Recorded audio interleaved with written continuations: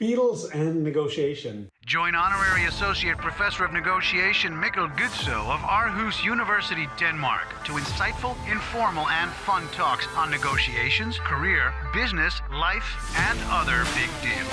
And let's deal with it. So this story is about when the so-called fifth member of Beatles, their manager Brian Epstein, he was negotiating a licensing agreement with a seasoned businessman named Nicky Byrne.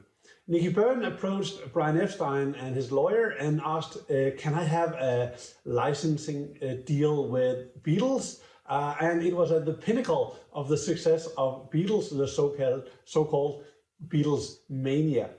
So what happened there was that Brian Epstein, who was a fantastic manager, he didn't know anything about licensing agreements. So without further ado, he presented an offer to Nicky Byrne on that he would not accept a penny below 10% in royalty. Now, Nicky Byrne didn't spend too much time thinking about this offer. In fact, he rather quickly accepted it.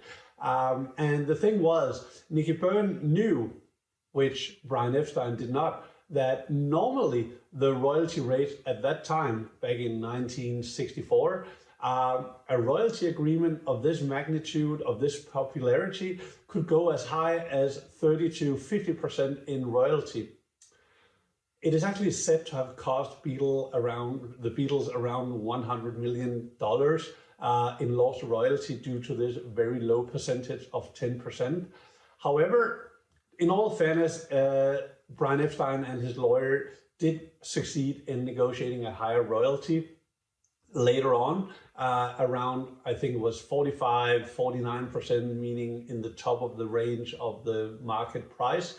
However, the problem was at that time, Beatles was no longer touring. It was a so-called studio band. So all the sales of merchandise, etc., dropped dramatically. So even though they got a better deal with a higher royalty, the sales of merchandise plumped totally, leaving the Beatles with less money than if they had had the higher royalty rate at the pinnacle of their career. You're watching Big Deals by Honorary Associate Professor Mikkel Gudsøe.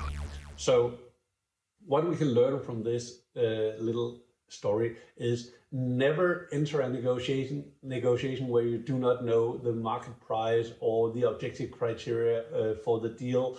And call a friend, call a business professional, call a consultant, call a lawyer, call someone who knows or have experience dealing with this type of agreement in this type of industry. And please be aware, don't just compare a licensing agreement with a licensing agreement or a sales contract with a sales contract. Of course, you need to compare the parties in the deals, the attractiveness of the parties in the deal.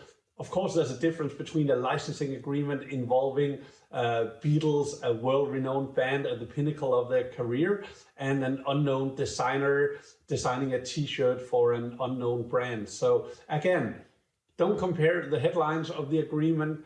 Make sure to compare the industry and the parties to the agreement, the size of the parties, the bargaining power of the parties, to make sure that the objective criteria you are investigating and researching are in fact appropriate and applicable to the deal that you're facing. And again, if you do not know and you find yourself in a negotiation and you do not know the objective criteria, don't come up with the first offer. Ask the other party to provide an offer. Take that offer with you back home, do your research, spend some time laying a strategy, and then return to the negotiation table better equipped to reach a deal that is optimal to you as well as to the other party.